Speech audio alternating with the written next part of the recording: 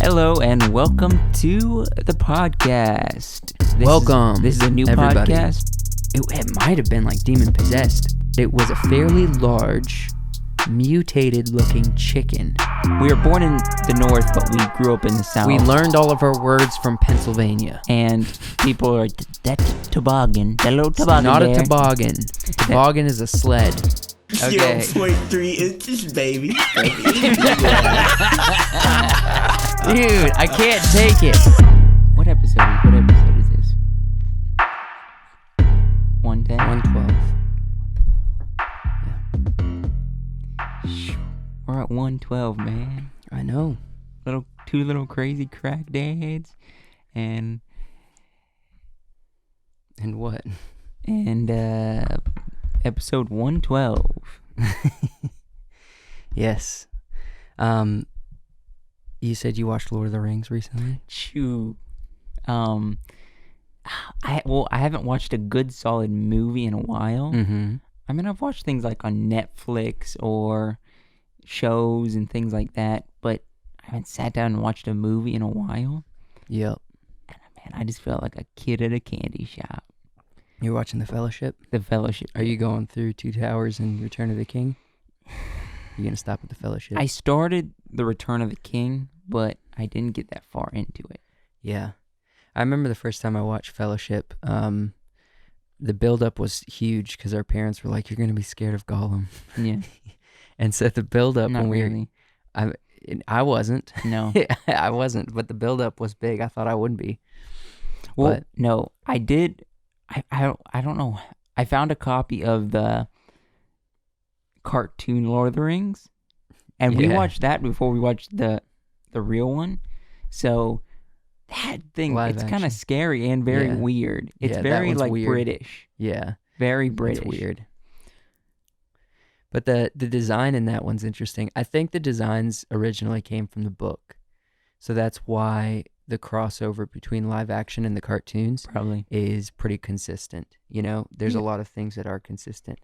But there are some shots. I saw this meme, speaking of the cartoon Lord of the Rings. I saw this meme this week where it showed a couple shots from the cartoons, the exact same spots, pretty much the same except Yeah. live action. Have you seen that? Yeah. Yeah. They are pretty similar, but Well, they're not similar, but they took Peter Jackson, I'm sure, took some inspiration from the cartoon adaptations to tell this live action story, I'm sure. So yeah. I mean, it's creepy. It's creepy as I'll get out. I mean, didn't Gollum change like the way he looked a few times in those cartoons, or were there? I don't know. different I didn't versions? watch it very long because I'm like, this is creepy and weird, and I'm gonna have nightmares as a 23-year-old man, kid. I don't know what you describe. I'm gonna have nightmares because of this. Yeah. Well, I think they did a great job with the live action Gollum. I don't think it can be improved in any way. So Oh, Andy Serkis, man, he did yeah, best at Gollum. yeah, He's so good. at everything he does, pretty much. Yeah, just creating characters. Mm-hmm. I mean, him, that, Caesar. What else has he done? I mean, he played some live action yeah, he characters, played, but I'm talking about just like characters themselves. What did he do? What else did he do? He did a few. Yeah, he's been in a lot. Anyways, hey, we're glad you're here listening to us Yeah, or watching us. I'm glad, dude. Last week I'm was glad I'm here. awesome. Yes, last week I week, was like Alex thinking, Ferrari. What was last week? Yes. Yeah, that was an Alex awesome conversation. Ferrari. If you haven't seen that one, I'm sorry. I feel like I keep rubbing my eye. I feel like I have something in my eye. Yeah, there's a little something hanging off your eyelash. Really? Yeah, If you hadn't seen go like last week's, this. Your whole eye. Yeah, you got it. okay. If you hadn't seen last week's podcast, we talked with Alex Ferrari. He's in LA. He's a film director. Mm-hmm. He also runs the YouTube channel and the website Indie Film Hustle. He's got a pretty good following there. Pretty good. Yeah, He's got a lot of people. He's written 2 books. It was just a great conversation. it was. We It's didn't really say good. that much, but it was a good conversation. It was wonderful. Yeah. Are we gonna jump into the topic Yeah. and then we can talk about the topic after we Yeah. jump into it basically? Yeah. So we teased this a couple weeks ago, actually several weeks ago. Last and week then we said it's teased happening. it again last week. Yeah. When we were in Pennsylvania for the 100th episode, we created a short film. Mm-hmm. A little secretly sneak. We did a little sneakity sneak. Yep. We made a film called Greater Remembering. Greater Remembering. This was Which is a a bizarre little title. bit of a bizarre title. I know what you based it off of, but what do you, Yeah, you want to okay, give a little so- context before we actually watch it? Yes. So I based it. It's very if you're a fan of Olin Rogers, it's a very similar vibe, but also I kind of also based it off of a little bit of the dry humor that you might see in Monty Python. Yeah. It's debatable if people find it funny. I think we find it funny. I find it hilarious. Okay. And then I think we should just watch This it. this is the first comedy that I've done though. To an extent. Okay, comedy. when we were young, we did Yeah. weird comedies, but those really were not funny. This is my No, I find them hilarious. you find them hilarious. This is the attempt at truly trying to Yeah. be funny for an audience, not just for us and our friends. So the only person that really has read the script, or I mean, a couple people have seen it at this point. It's been done for a little bit. Well, I tried to get Wyatt to see it, but when I sent it to him, it wasn't working. okay. Well, the So only no people one's who've seen it. read the script is us and the Go-Fours. Yes. Because they just wanted to critique it. You just wanted to get their opinion. Yes. And they didn't have any notes. No notes. No notes. No notes. That's not a good critique. Nah. It doesn't matter how good it is. Freaking give notes. You know? Yeah. I mean, I feel like you're backing up against me, who always has something to say. Maybe, but still, a first draft of a script, which it was my second draft, Yeah. but the first draft I'm getting for someone else to look at shouldn't be approved, Yeah. which by the peers that I Did you chose got know, approved. And I heard this because of research for last week's episode with Alex Ferrari. Mm-hmm. There's a website you can go. I'm pretty sure it's free. You're pretty sure it's free. Pretty sure it's free. but you can combine. go You're like, and- I'm pretty sure. pretty sure it's free. You can go and submit script ideas, and people proofread it and get back to you on their opinion and what basically give you critique it. Mm-hmm. Maybe I should look into that. Like some professional people too that like live in LA. Not saying LA is Really? professional, but yeah, Well, LA is where a lot of professionals are, but there are a lot of people in LA. yeah. So But there's also let's- not a lot of professionals. Let's go ahead and watch this Yeah. film, The Greater Remembering. Greater Remembering. Hold on. So Do I have any bats in my cave? no. Okay. No. All right. It just feels like I do. You're gonna leave that in, aren't you? Yes. No, crap. My blood's been pumping like crazy, man. Oh yeah. Before we watch this, can we just not give any points, but We're really, teasing them too much. really quickly talk about Sober October. Sober October. Not give any points. That's for the midnight Recap. special. This coming. Well, you'll hear it before this because we record this before that. Yes, but that comes out also this is you'll still hear the recap in the coming midnight special for Yeah. this one as well. So, as of recording this, you weren't on last week's midnight special. That's right. So we do not 2 know weeks your ago. points really. You could Yeah. be really far ahead. You could be really far behind. Don't You get your hopes could, up. Be right in the middle, which is probably where you're at. Right in the middle. Right in the middle. Yep. This turtle. The turtle that's naked and is running through the streets. Is that what you've been doing? Dude, this last week, Yeah. we're coming up on the last week. Oh, we are definitely. Dude, We got that's going to be a tough one for you. Why? Because I'm probably going to drop some, dropping towards some. the end of the week, I wanna- I'm going to tell you, Okay. like how much I did that day. You did a dirty thing to me. When I was on a Yeah. shoot this weekend, I'm on a gonna weekend, tease people too. on a 'Cause weekend, you I gotta- cannot hardly work out at all because I'm Mhm. working all day. I'm staying with someone. I don't have access to a gym. I'm not going to go running around the neighborhood at night by myself. Well, you had Sunday basically to do what you needed to do. No, I was in the car all day Sunday. I thought you came back pretty early. No, I got back at like, what time did I get back? Like 6 o'clock. Choo. And I hadn't seen Kenzie all weekend. Yeah. So I got screwed. But Well, Joshua called I'm gonna me tease and said, people. he's like, guess what I did? After a long day of me filming a long day from 9 to about 7 in Well, the evening. thing we didn't Joshua calls me. Work doesn't, if you get paid for it, it doesn't I count. know, but Joshua called me and said, guess what I did? I just put in 300 points in one session. That's ridiculous. I went to the gym. I got up I work a job that I have to get up pretty early in the morning. So on the weekends, I sleep some, but I get up decently early because my body's used to it. I got up at 8, went to the gym at 8, went to the gym, worked out till about 10, like hard stuff. And then at 10, I went over to this park we have here in Virginia Beach called Mount Trashmore. Yes. And just walked. I mean, I was there for 2 hours, I think. I don't know exactly, but I know the points. I have them wrote down. But It was probably a fun walk. It was nice to be outside like that, probably. Actually, no, I was just tired, exhausted, to be honest. I went back and just slept the rest of the day. Wait, that's how you got your 300 points? You just walked? No, I did some stuff at the gym, too, for about 2 hours before I went walking. Gotcha. But that's what I did, about 300 points on Saturday, and that's only Saturday. Oh, well. Whatever. Okay, let's get into this. Let's get into this film. This short film people are going to watch. Even if you beat me in Sober October, it's not going to be by much. Okay. I can promise you that. Please enjoy this microfilm with me and Joshua. We filmed it. We'll talk about that after. Enjoy Greater Remembering.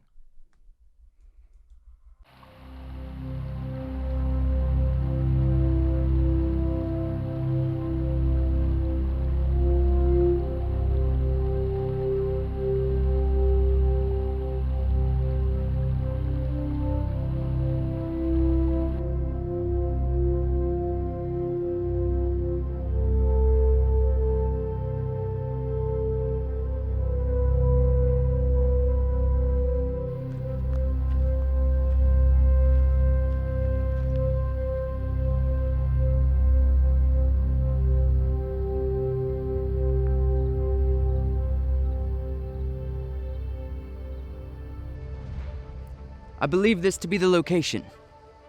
How do you believe it to be? It resembles perfectly the illustration Old Man Gimbals entrusted to us. Do you believe it to be true? I do believe it to be true, after gazing upon this very sight with mine own eyes.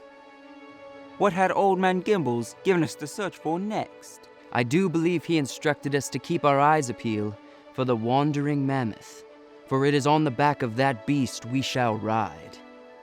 Ride? Indeed, for on the back of this beast we shall ride. To what end shall we ride the beast? When we reach the end of this ride, we shall come upon the city of Greater Remembering. I do not recall Old Man Gimbals mentioning this city of Greater Remembering. Hence the need for us to arrive there, so we may have greater remembering. Ah, yes. I do believe I remember. Now.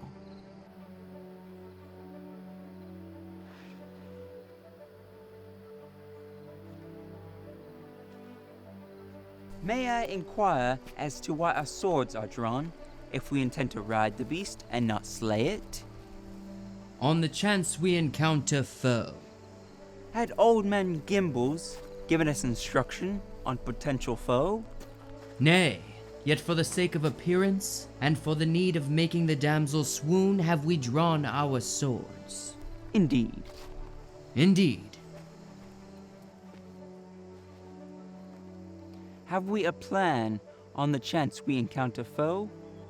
We shall slay with our swords. So the purpose of our swords drawn is indeed greater than the appearance, and for the need of making the damsel swoon. Indeed.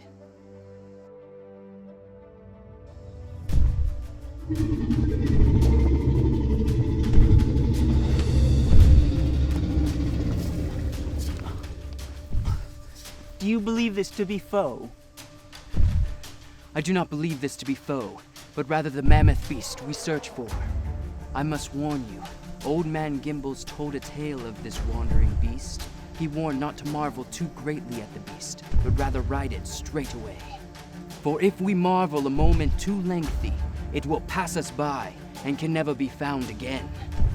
Indeed, I do not recall this tale Old Man Gimbals recounted. Hence, the great need for us to not marvel too lengthy at the beast, so we may ride its back to the city of greater remembering. For once we arrive to the city, we shall indeed have greater remembering. Indeed.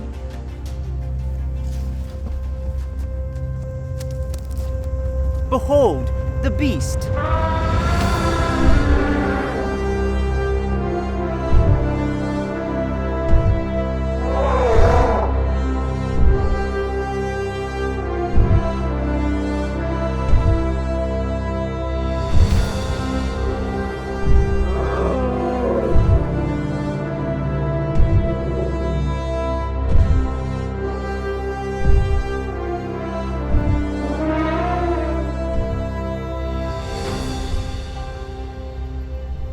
Have you ever, in all your days, had such a majestic marvel? I do not remember marveling at a thing so majestic in all of my days. I can hardly contain my enthusiasm to get to the city, so we may remember this marvel for the rest of our days. Indeed. In all my days, of all the moments to remember, this moment of marveling has been the greatest moment I shall ever have the privilege to remember.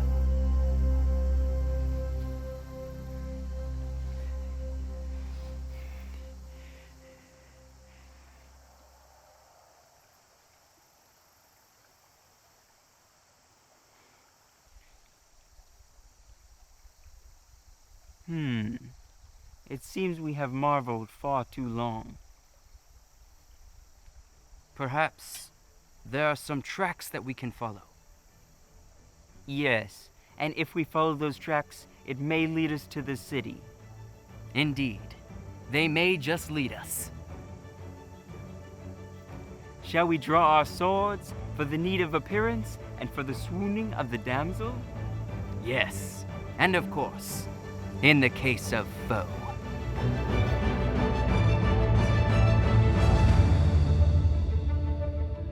Woohoo! This is, or no, it's technically not. I was gonna say this is a premiere of the first channel, the episode channel. Or It's not really the premiere, but it's the first video that we are putting up there that we're talking about. Yeah. Hey, Wow. hope you enjoyed it. Man. Okay. First off, you're a lot taller than me, and people Yeah. probably didn't realize that until they saw that video. I am. I will say we're a bunch of goofballs, man. Yeah, especially that If- day. I don't want to bring up anything negative, but I just say this right off the bat. I didn't play the character like I should have. I'm not throwing myself negatively out there. Yeah, I am. Okay, let's drop it. Let's Let's get all the negatives out there. There are a few out of focus shots, and it's Yeah. because it was me and Joshua, and that was it. And we were setting up the camera on a tripod Yeah. and going with it. So you try it. Yeah. Okay. I'm just curious because I wasn't part of the writing process. It was the need of swooning of the damsels. Was No. that have anything to do with my A Beautiful Dames? Yes, Okay. for sure. Well, let's throw a little context in there because I don't say this on the podcast as much. As a joking thing, if any beautiful dames out there hear this and find it offense, it's a joke, okay? I would say the same thing if What's offensive about saying a beautiful dame? don't know. You're I calling just- them a beautiful. people can find that offense, but I jokingly say You say beautiful dame. beautiful dames a lot. beautiful dames. Like, hey, Look at let's that- go to a coffee shop and try to pick up some beautiful dames. You know? Although we don't do that because you're married. Yes. Okay, so you had the thought beautiful dames, plus you wanted to throw some Monty Python and Olin Rogers kind of mixed up into a pot of soup. Yeah, and And- then called it Greater Remembering. Yeah, and we also were at the Camp Maranatha. Also, this script was kind of exploratory for me, so I didn't really know how it was going to end. I just started writing, and then I ended with that. So if it feels like it goes downhill, uphill, whatever, it was literally, I was experiencing the story as I was writing it. So think of it what you will. And like I already said, it's kind of it was a first draft, Yeah. but it was fun. The biggest part that was just, it's the funniest part for me in context of watching it, is the hug. I don't know, and you didn't catch this as much, but when we recorded it, the hug was like, do you remember that hug when we were recording? It was so like, I don't know how to describe the hug. It was just so funny. We just definitely got into it. There was a part where like I put my head on your shoulder and was like, and like really tearing up, but you kind of cut that part out, which helped the story. I'm not saying that it was bad, but it was funny. I was trying to get the flow. Yeah. There's, that I thought the hug, there's obviously a few differences. Whenever you go out to film something, you're going to change. You're pretty much there's going to be things in the script that you think are important and then you end up changing them and no one knows that you changed it. For example, is it okay if I give this example Yeah. about location change? I don't know what you're going to say, but. Well, I was just going to say the original script was at a canyon because we were going to film it at Icy Caves. Well, we and talked when about we that got a little there, bit. when we got there, we decided not to film there. Mhm. And so we were just going to do it at the camp, and then we were going to use, like, the canyon was supposed to be the landmark, but we Yeah. decided to use a big, funny-looking rock instead, things like that. So it changed a little bit, but it still works. Yeah, I like it better at Maranatha because now people are going to know that's Maranatha, and they're going to know that rock. That's very memorable rock for a Yes. lot of people. So, And the people who don't know, it just looks like the wilderness. yeah, that's blah, blah, blah. That is actually, What was it? Blah, blah, blah. I don't know. I just was stumbling over myself a lot. That's actually the rock Josh Goforth we talked about on the in Midnight Special That's the rock Josh that he was Goforth trying to almost push off, pushed someone off of. which Karina called me and told me the story straight. Oh, for real? Yeah. What was the story? Give us a real recap. She was up there on the rock when he pushed, and she was the one that went and tattled on him. What? That does sound like Karina and our sister. Yep. And then she's like, when he was little, he was a brat. But the thing is, You know that, Josh Goforth? If you listen to this, you're a brat. I'm kidding. No, you're not. You're a brat. That's what she said. Anywho, we filmed this with a Blackmagic to get into the technicals. Yeah. A Blackmagic production camera. You can buy them online, not the Blackmagic website. Yeah. But we shot it in 4K. Although you didn't just watch it on the podcast here in 4K, it will be in 4K available on The Wiseworks Entertainment yeah. YouTube channel. We so you can promote that watch it channel in- a little bit. Yeah, I mean, just search Wiseworks Entertainment. If you're confused, this is going to be the only time I'm ever going to clear this up, all right? Because I think we talked about it, but I'm going to clear it up. Yeah. This channel, the podcast channel, used to be called Wiseworks Entertainment. Mm. We changed it because we wanted it to be the podcast. We had already done a bunch of episodes on here, so we changed it, made a new channel called Wiseworks Entertainment with the intention of putting stuff like this, solely on it. Yeah. And there's like a color scheme. The entertainment when it comes to films is gold. Yeah. Which I really like that color scheme, the gold look. Gold It's accents, nice. which is interesting. It's kind of the gold accents is literally the my first inspiration of the Yeah. logo when back in 2014. I wanted it to have gold accents. I wanted it to be something that we could put like on a medallion. You know what I mean? That's what I That'd be cool. envisioned. And so so the gold accents, that's here to stay for sure. Yeah. I like it. Yeah. I like the new look. Yeah. It Love looks nice. But yeah, so go check it out on that channel if you want to rewatch it in 4K. 4K. That'll be pretty nice. Pull it up on a 4K TV. It's not going to look that much different.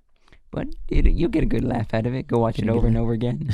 Like I said in the previous episode. If we think back to that morning, first off, Yeah. my hair is shorter now than it was. 'Cause Oh, I a got lot. I got a Yeah. haircut shortly after. My hair's different too. I shaved the sides, makes it more. Yeah. There's a guy at But my work- hair's crazy in that film. My hair's guy nuts. at my work, he always says this when I shave the sides of my head. He's like, "Oh, you're trying to be more aerodynamic, right?" And I'm like, "Yeah, Yeah. yeah, But my hair is kind of crazy in that. Yeah. Your hair is kind of just there. yeah."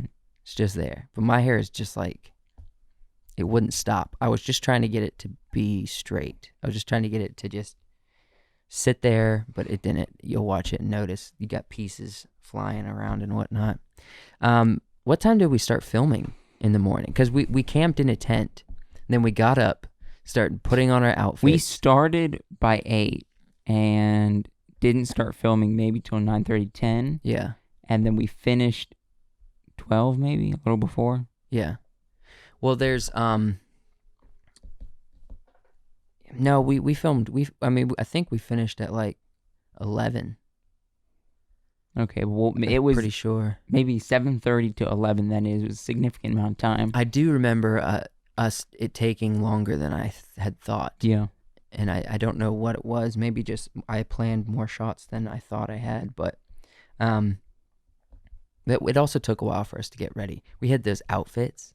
You know, those outfits, I was the week of oh yeah, the trip, I went to a thrift store, and I also went to Walmart and got these sheets. You were with me. Mm.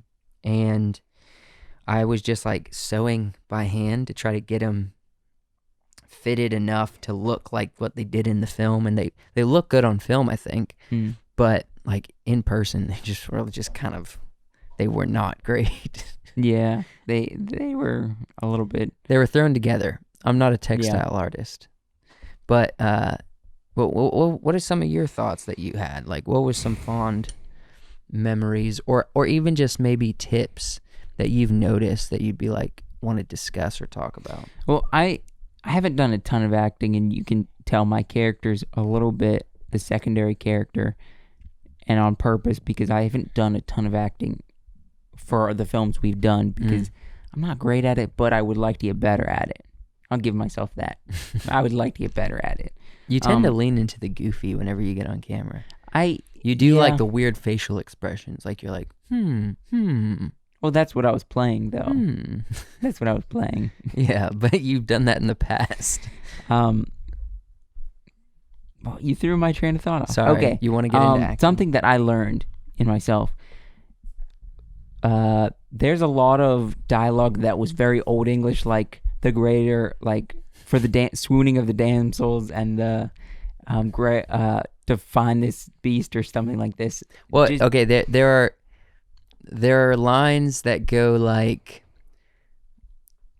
for us to indeed find the city or Yeah. something. And these So- little words that I threw in to make it sound funnier, and the flow is all off Yeah. for what we normally would talk, you know? But I mean, I realize me seeing it and reading it myself, the script has helped me get in my head better Really? as an actor. I know. So At the beginning, you were trying to tell me the dialogue as we were recording, and I'm like, I'm not getting it. I had to actually like physically look at it, and I think I'm just more of a visual person and getting the dialogue that way. Yeah. More. see, I think anyone can get fed lines and they can do it. Maybe Yeah. that's true though. Maybe some people are just prone to different things. I know if I was being fed dialogue, I'm a lot better than like trying to look at it. Because then I think when I look at it, I visualize it as words, and what I want to do is I want to visualize it as a thing this character would say.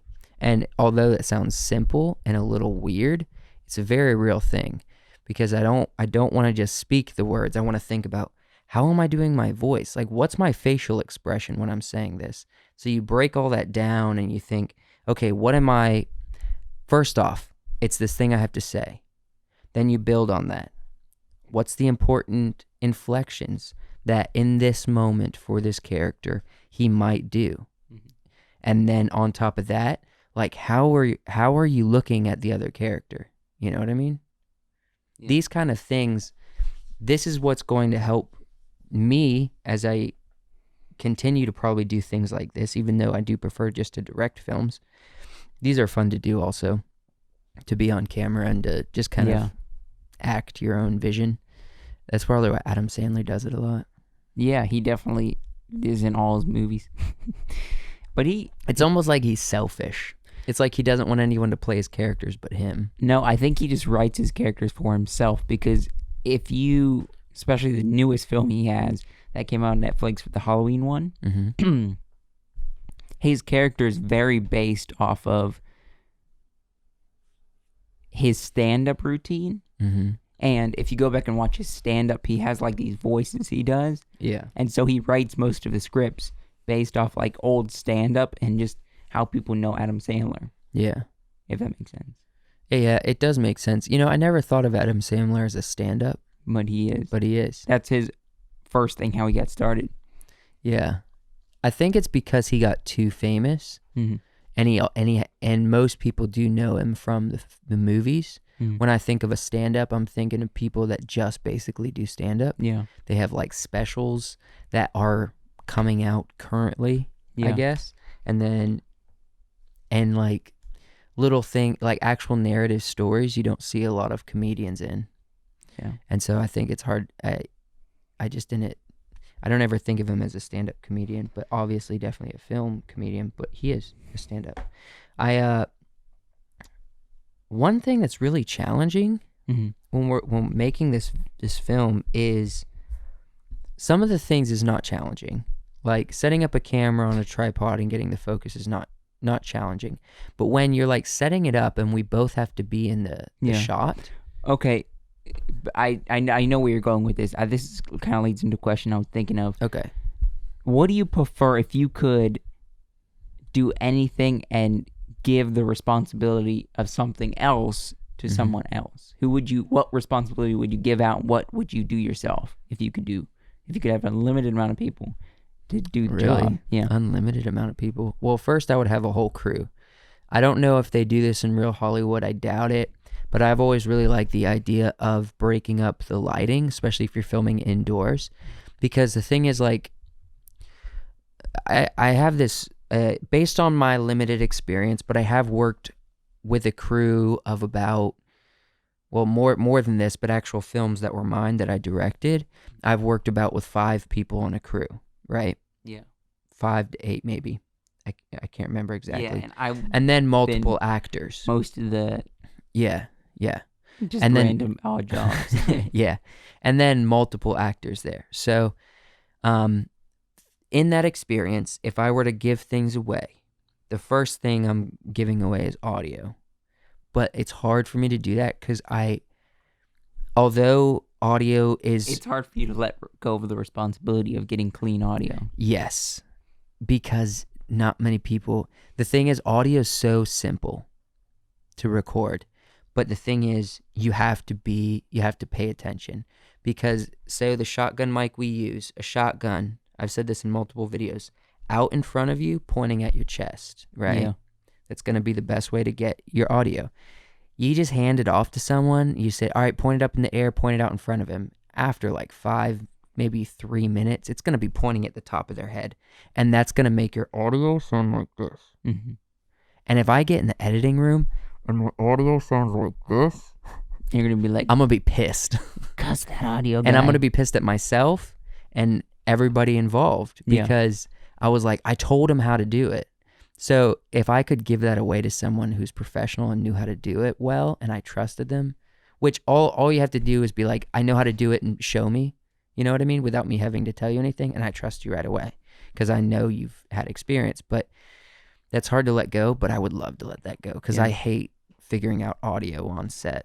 I really enjoy some of the DP's responsibilities. Like, I enjoy the visual side of it, but there are some things I don't like. When it gets down to the tedious, it's like, okay, let's get a close-up of this little action that we're going to show for like a split second, you know, those kind of things. Those don't really make me excited. Do you feel more comfortable when you have a DP, but you're kind of working with the DP Yeah. like we did on Yeah. The Hike, I think? Yes. If I can have a director of photography there who I can talk to them through the shots and they're kind of responsible for getting the shots, and all Yeah. I have to do is kind of troubleshoot things that come up and then be able to work closely with the actors and pay attention to the actor's performance. Because when you're behind a camera, a lot of times you're Sure. like, yeah, this shot's looking nice. or maybe you're trying to struggle through something. You're like, okay, we've got it. You know what I mean? Yeah. You just got the shot, but you didn't really pay that close of attention to the actors or the performance. Then you get in there and see and be like, oh, well, this scene is kind of a downer compared to other scenes. You know what I mean? Yeah. Because the performance was slightly off. And you know, the thing is with filmmaking, which there's something that was said last week that I want to bring up, but that's not really this topic. I'm just saying that so I remember. But the thing about filmmaking is, like, there's a lot of moving parts and there are a lot of things that are out of your control. For example, if someone has had a hard week or someone is having a hard day, especially an actor or someone on the crew or whatever, that kind of, you can get the vibe. You know what I mean? Yeah. It's not like an office space or even, you know, retail or any of these common jobs that you just show up and it doesn't really matter what other 'cause there's people so feel much like or emotion think.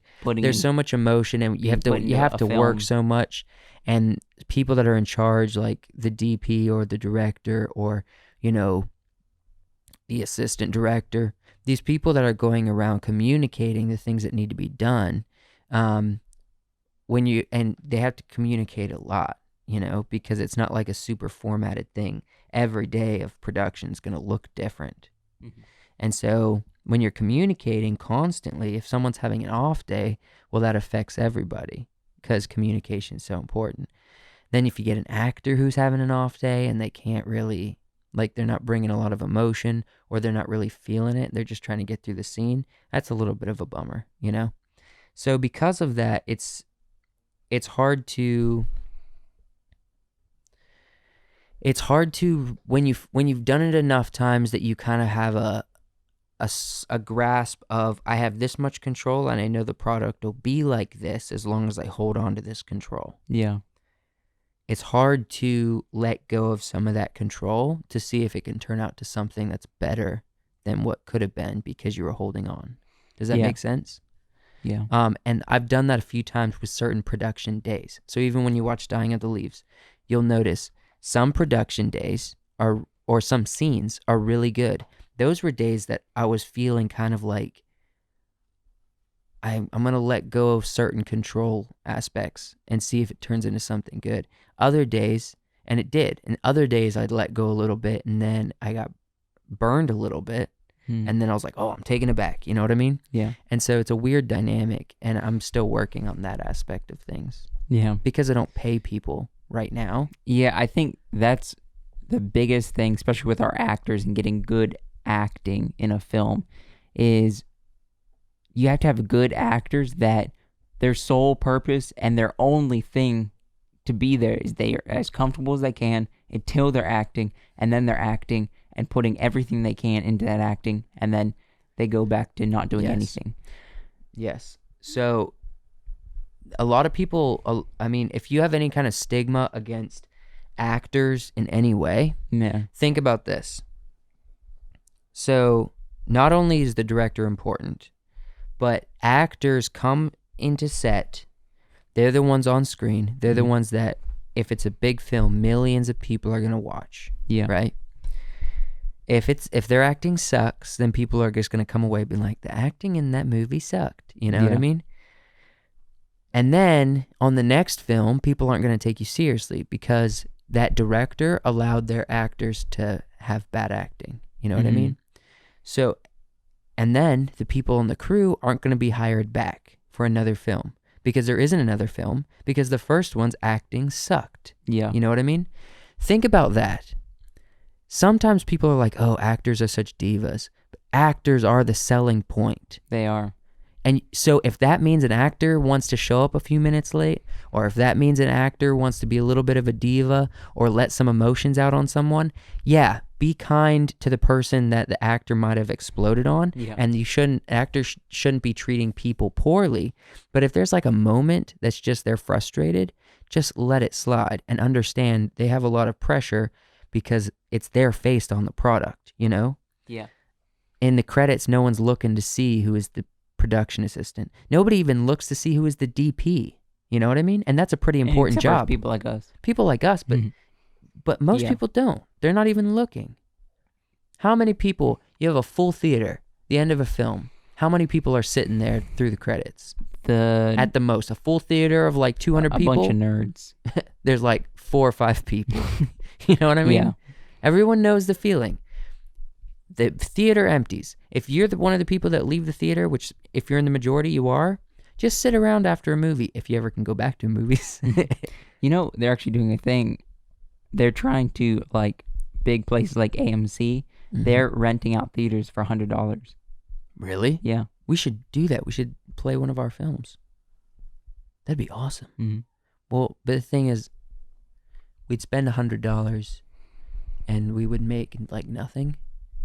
Yeah, essentially, because they would be getting the profit off of anything. But I don't know if it's So being okay. able to play whatever you want, or if it's just like renting out a theater for $100 to watch like a Marvel movie, you know? Oh, so they like, okay, that makes sense. Like you want to Like have if a you want to have party. a movie party night. Yeah, you can just rent it for $100. That makes sense, I guess. Okay, well, I know theaters are opening back up in certain places. Something I kind of missed that he said last week that he kind of skipped over was that Regal is being sold. And I when I was re-listening to the podcast, or I was editing it or something, I noticed he said that. But then I also heard this week that Regal is shutting down. So does that mean they're shutting down and being sold? They're no longer Regal? Because I got, this past don't week, know. I've got 2 conflicting things. I mean, they might have been bought out, and then whoever bought them out are just kind of shutting them down. Or they bought them out and are changing the name, and people are saying Regal is shutting down because it's no longer Regal. I mean, it's kind of like Maybe Regal's just folding and it's turning into something else. it probably is, to be honest. I mean, I've said this from the beginning. We have things like streaming services now. People aren't going to go to movie theaters, and COVID and everything is changing the dynamic with movies so much that it's sad. It's very sad for someone who loves going to the theater and watching something, but I don't think in the future we're going to go to the theater like we used to. I think when we were in high school, we would just go to the theater. I know. I think those days are done. We're I'm old glad- men now. I'm glad we got to have those days Yeah. before they were gone. Our kids won't have them. I don't think they will, no. Oh man, everyone's gonna have to have home theaters. Maybe live. Maybe when COVID goes past. This is something that I think a lot of people are gonna start doing. Something me and you have talked about. We need to actually do it, especially when COVID stops. We need to have like, if we start producing like microfilms like this, or even short films, or kind of longer short films, or get friends who make films and stuff and want to feature it, we do like collaborations, do live shows. We'll do like a live podcast somewhere. Yeah. And then like after the podcast, like a 40-minute podcast, we'll show a couple short films, make it a full event. We could put like on a light show and stuff to make it a more interesting experience. Yeah. So maybe we don't have theaters, but we still have live showings of films. You know what I mean? I like that. Traveling. Yeah. Traveling show. The only thing is we have to be able to give up the time to do it. Well, we need you to spread the word. Yeah. Do a little missionary work for this podcast. And then we'll eventually, once we get to a certain amount, we can possibly start getting some monetization, start getting a little bit of donations, start being able to have time to make a product that we can sell. And then from there, hopefully it's just scale up. Okay, first off, there's a bummer. Because I would love to do like short films like these and have one every week. That took you a while to edit and It everything. took me a while to edit. It didn't take me as long as Dying of the Leaves. Dying of the Leaves took me like a full year, man. With but some breaks. You took some breaks. I took some big breaks, yes. I would love to do films like these every year, and I would love to do a Halloween one. However, when this podcast is coming out, we are late.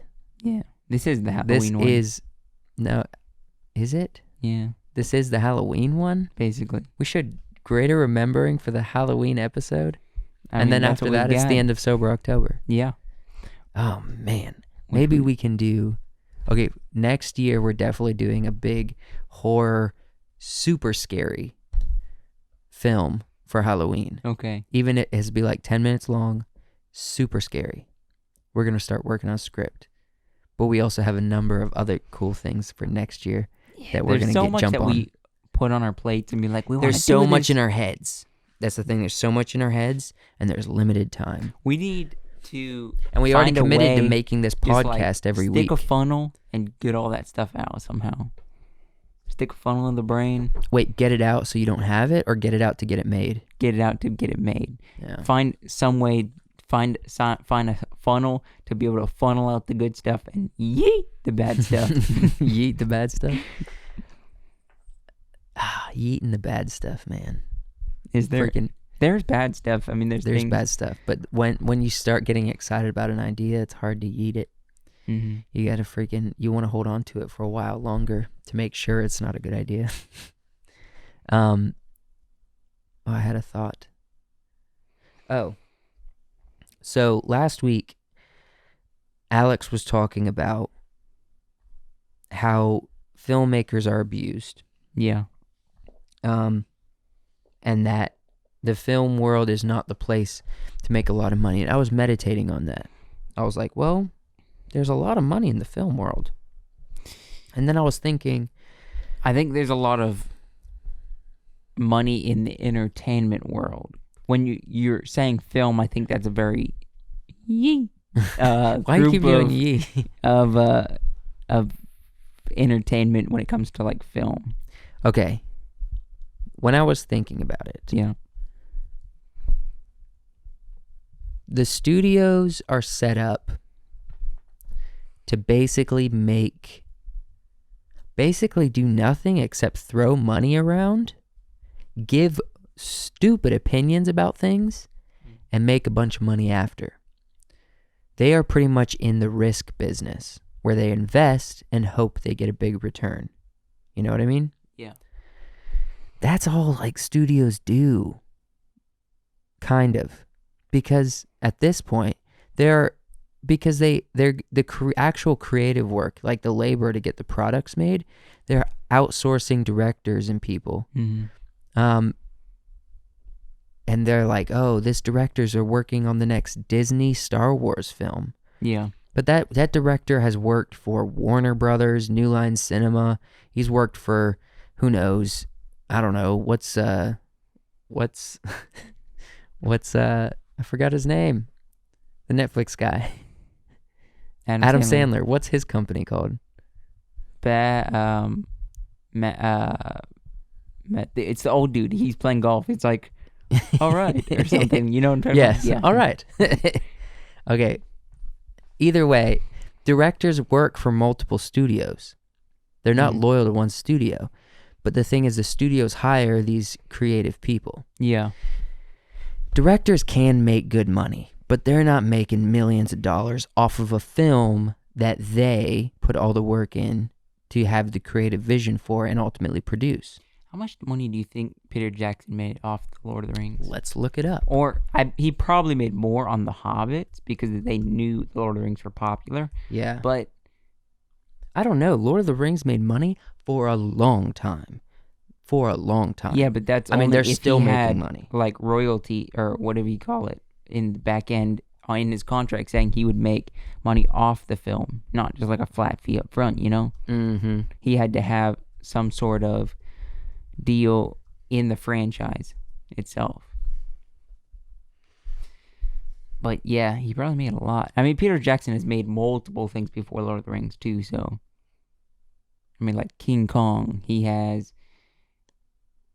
Ooh, how much did he make? Whoa. Okay, well, Peter Jackson has made a lot of money.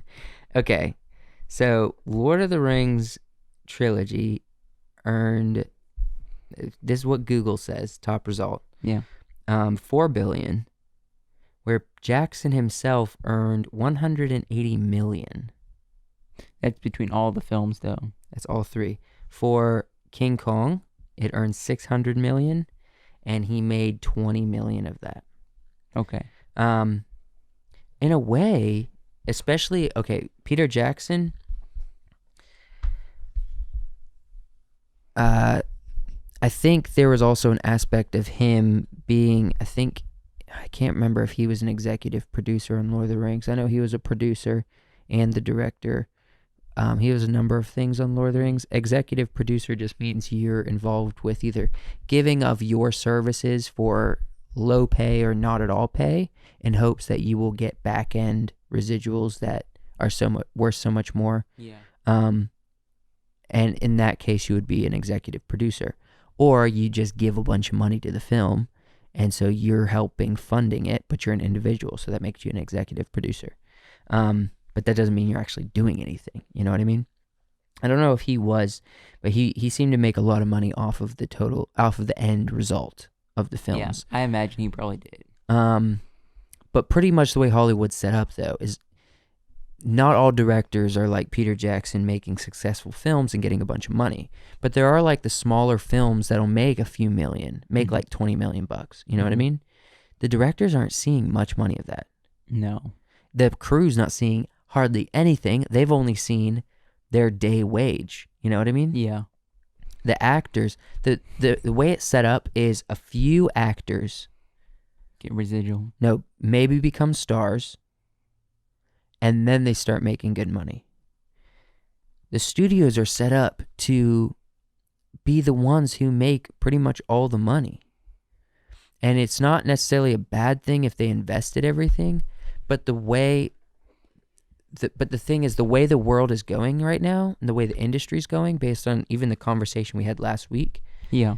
and that I've had with other people, I really don't think the industry's gonna look like it is now, or gonna look like it is at all. I think the individuals are going to be supported more than studios. Well, I think I mean, studios I've is a heard- dying breed. Yeah, and I know the words YouTuber for traditional actors. Still, there's people that don't like the words YouTuber. Yeah. But if you put the word YouTuber up against a traditional actor, Mm-hmm. the YouTuber is going to make a ton more money than the traditional actor. Why is that? I mean, I'm talking about the big ones. It depends. If you're a small YouTuber, no. But I'm Yeah. saying, like, okay, let's say you had this product, not like a film, just a product, and you said, okay, an actor, go sell this product, get people to buy it. Then you tell the YouTuber to go buy it. Who do you think is going to sell the product more?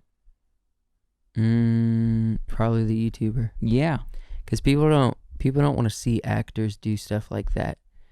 Yeah. Okay. The crossover, the difference, and this is I wouldn't even say they're more YouTubers than they are But then why are actors, but in reality commercials? TV people like the Kardashians. Yeah. They're the ultimate sellers of stuff. Why do they put actors in commercials then? Like the Dorito commercial for Super Bowl. I think it's because it's an old idea. So it started like back in the John Wayne days, where they're like, we trust this man from Texas, and we see him on our TV boxes Yeah. in our living rooms on Thursday nights, and we trust this man. And so if he tells us to go buy Doritos from our local, But it's the Mini same thing Mart. with the YouTuber. You watch a YouTube video and someone says, go buy this product. it's because I think this is a weird controversy. You're opening a can of worms. Yeah. I have a lot of thoughts on.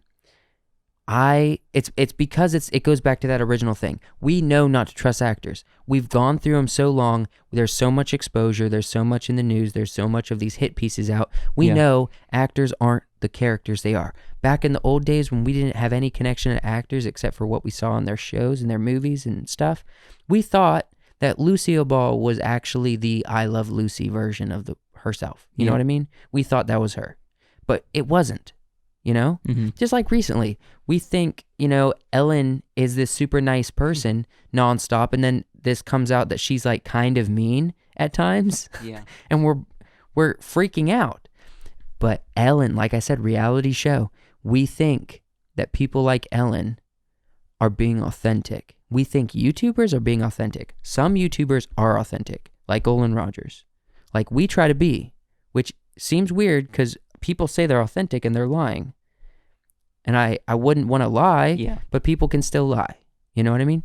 So we're still in the mindset, especially younger people, still in the mindset of like, oh, my YouTuber's authentic, you know? So you Yeah. trust them. They say buy a product, we're going to trust them and we're going to buy the product. If a movie star says buy a product, we're going to be like, do you actually use this product? You're getting paid to be on a commercial.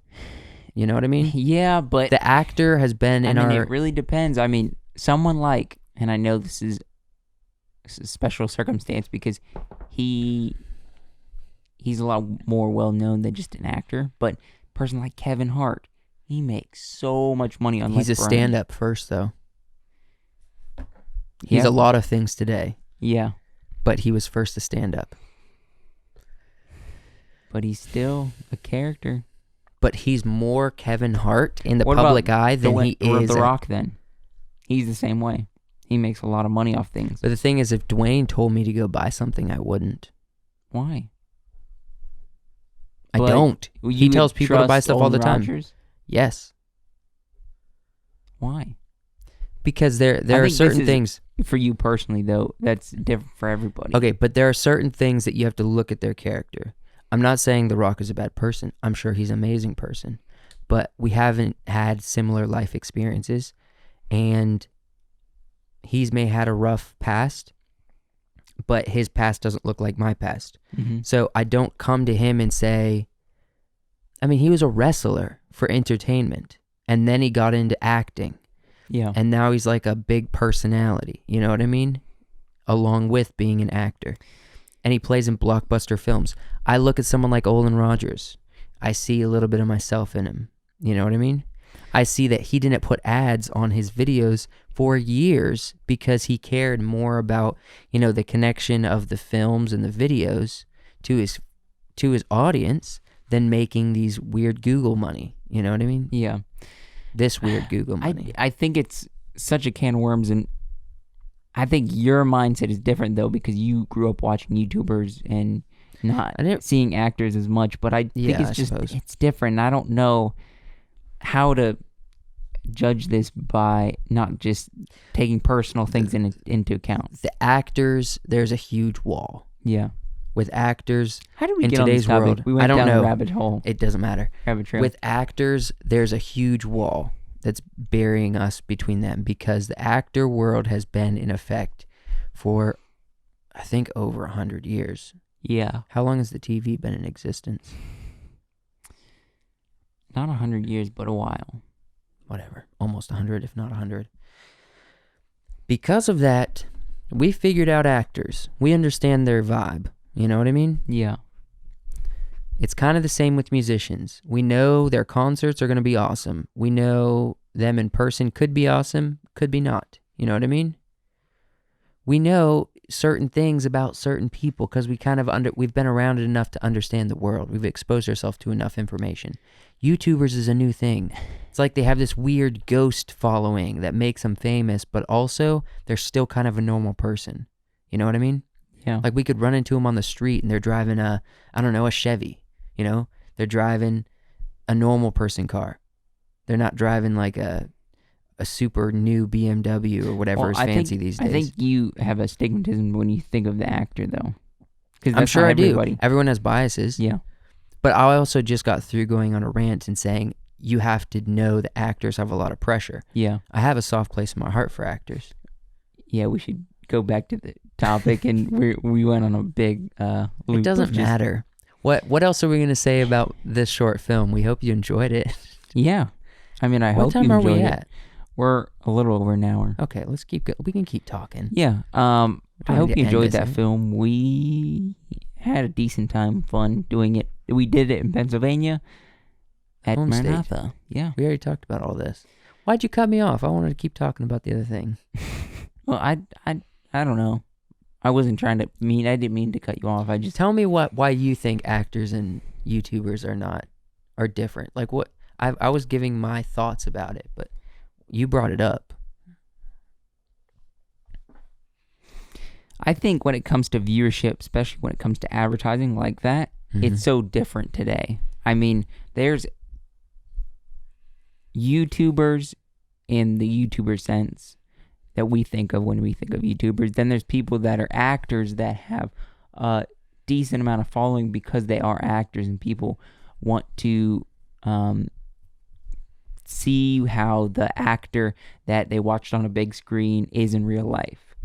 I think today when it comes to films, actors are required to have somewhat of a following today because that's just part of the normal. That's why you see now. them getting on YouTube. Yeah, or even like on Instagram, because when they go in for an interview, and I don't know for sure because I've never done this, but I've heard people talk about when they go in for an interview and they say, "Oh, how many followers do you have? Are you going to be able to promote this film?" I don't think you're it's in?" an interview. I think it's I mean, like a what do they call the casting call. Yeah.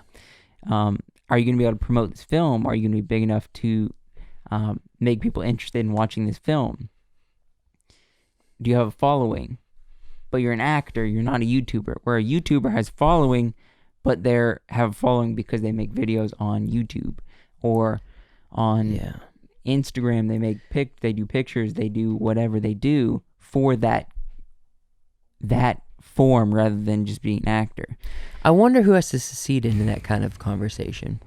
Okay, so imagine this scenario. You got someone, they got 60,000 people that follow them on Instagram, right? But they haven't really acted. Yeah. But they know they can act. They do like a whole, they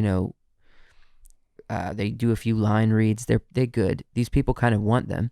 They say, "Hey, do you have a following?" They said, "Yes, actually, I have 60,000 people that follow me on Instagram. Yeah. If I promote this, you're guaranteed to pretty much get 10,000 people to be interested in this film."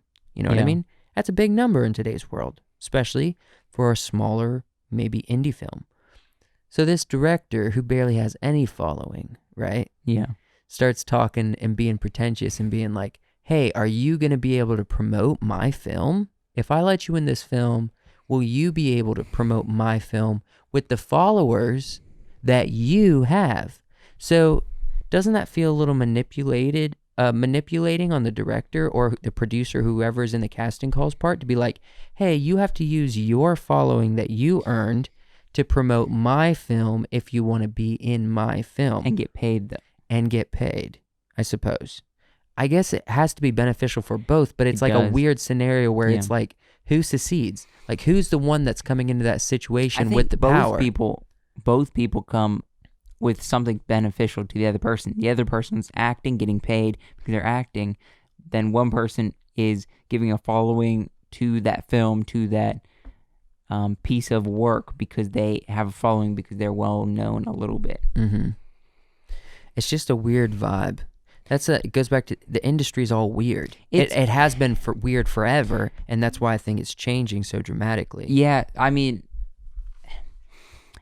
every year, I mean, it's so easy to become an old person in filming, or to get used to one way, and then if you don't adapt, you get stuck and left behind. There's so much, and especially in film and entertainment and everything, it's adapting so quick because everybody's trying to do something new. Everybody's trying to create something, the next big thing, so it's adapting so quick when it comes to entertainment.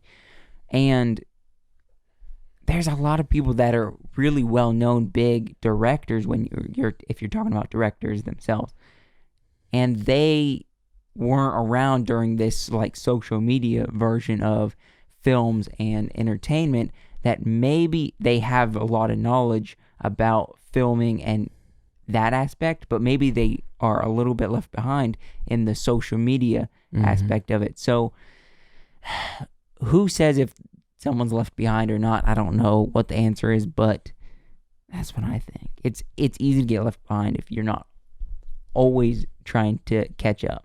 But the problem with today is that oversaturation. Yeah. So if you're going to catch up, you can't stop ever. And you have to be doing a lot of good work. So if you want some catch up. That's kind of why, I think that's why we're leaning into the podcast. Yeah. Even with films, because we know if we just made short films or even films like Dying of the Leaves, there's a pretty high chance that we won't get anywhere. Yeah. Yes. for sure. There's too many people going to film festivals trying to win. We could spend a lot of money and just every year enter a new film, but I don't want to be a part of their game because I already know their game's losing. I knew that before it started losing. You know what I mean? Yeah. I don't want to be a part of it. I also think we have a more entrepreneur mindset. A filmtrepreneur.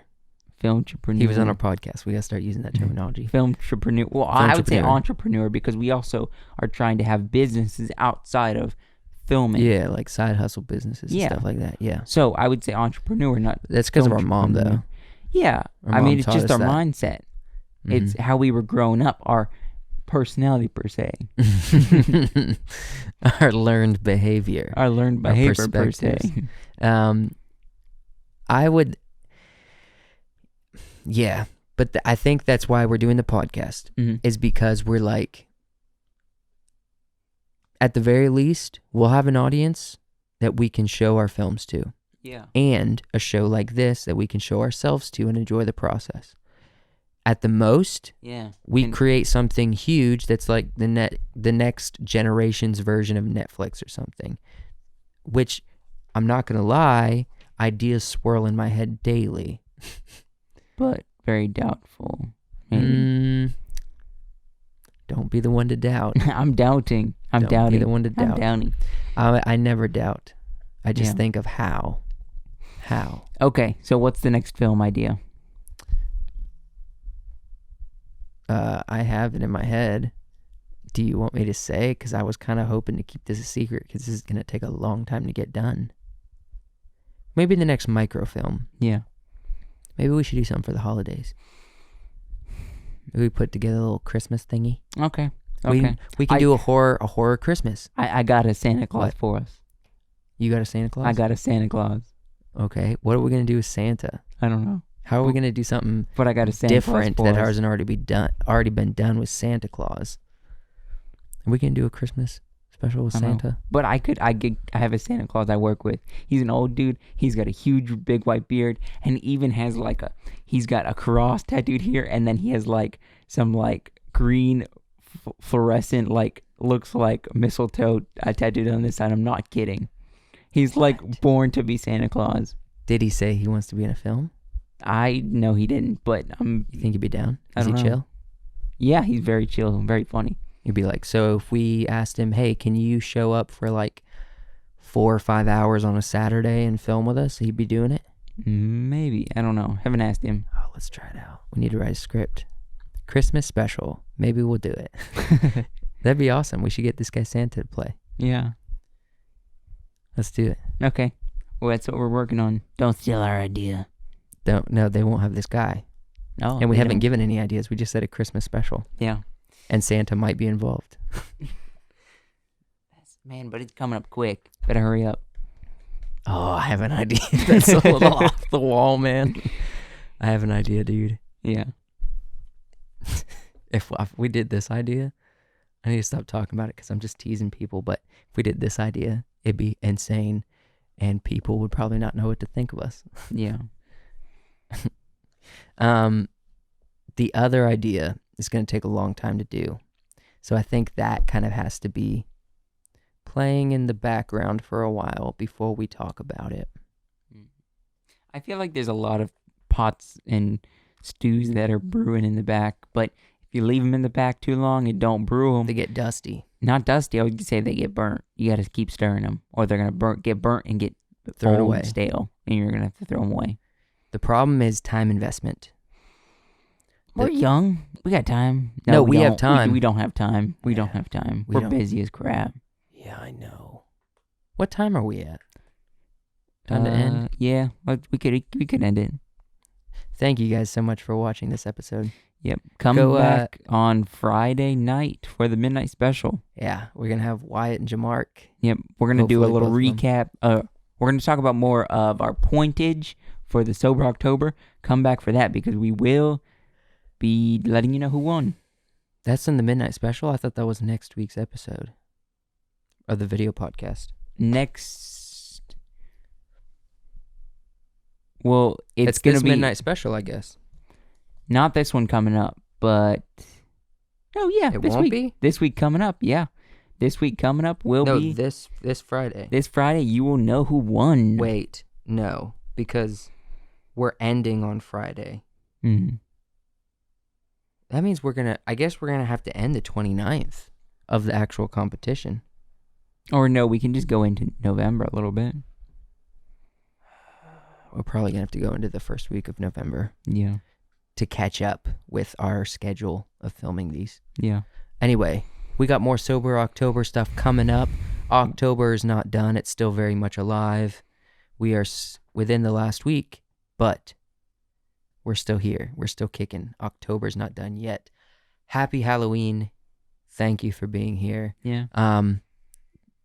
Enjoy the holiday. It's one of the first holidays, second holiday with COVID striking the land. Thanksgiving, No, Halloween, Easter was first. 4th of July was next. then Halloween. Then Halloween. Halloween's the next bigger Halloween. holiday. Got big plans. Big plans. Don't catch cold. Don't catch COVID.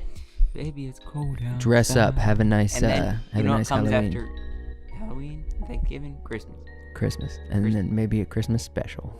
Yep. Okay.